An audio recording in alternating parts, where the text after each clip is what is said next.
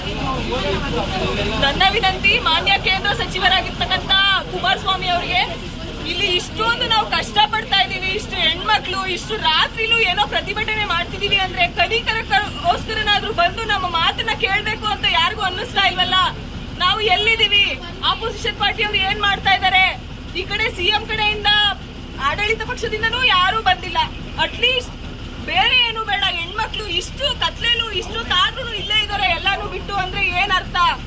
MP MLAs ladies ಯಾರು ಇಲ್ವಾ? Umashree madam ನಿಮ್ದೇ ಗೌರ್ಮೆಂಟ್, ನಾಗಲಕ್ಷ್ಮಿ ಮೇಡಮ್ ನೀವು ಯಾರು ನೋಡ್ತಾ ಇಲ್ವಾ? ನಾವ್ ಇದೆಲ್ಲ ಕಷ್ಟ ಪಡ್ತಿರೋದ್ನ ಯಾರ ಹತ್ರ ಹೇಳ್ಕೋಬೇಕು ನಾವು? ಒಂದ್ ಹೆಲ್ಪ್ ಲೈನ್, ಯಾವ ಹೆಲ್ಪ್ ಲೈನ್ ಫೋನ್ ಮಾಡಿದ್ರು ಏನು ಇಲ್ಲ. ಎಲ್ಲಿದೀವಿ ನೋಡಿ, ಕತ್ಲೆ ಕಡೆ ಫೋಕಸ್ ಮಾಡಿ ಎಲ್ಲಿದೀವಿ ನಾವು ಅಂತ.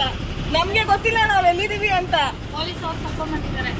ಫ್ರೀಡಂ ಪಾರ್ಕ್ ಅಲ್ಲಿ ಫ್ರೀಡಮ್ ಆಗಿ ನಮ್ಮ ಹಕ್ಕನ್ನ ತಗೊಳಕ್ಕೆ ನಮ್ ಕೈಲಿ ಆಗ್ತಾ ಇಲ್ಲ ಅಂದ್ರೆ ನಾವ್ ಇನ್ನೂ ಏನೇ ಅಂತಕ್ಕೋಸ್ಕರ ಹಿಂಗೆ ಬಡ್ದಾಡ್ಬೇಕು? ಎಷ್ಟು ದಿನ ಸ್ಟೂಡೆಂಟ್ಸ್ ನೀವೇ ನೋಡಿ, ಎಲ್ಲರೂ ಕೇಳಿಸ್ಕೊಳ್ಳಿ, ಇನ್ನು ಎಷ್ಟು ದಿನ ನಾವ್ ಹಿಂಗೆ ಇರ್ಬೇಕು?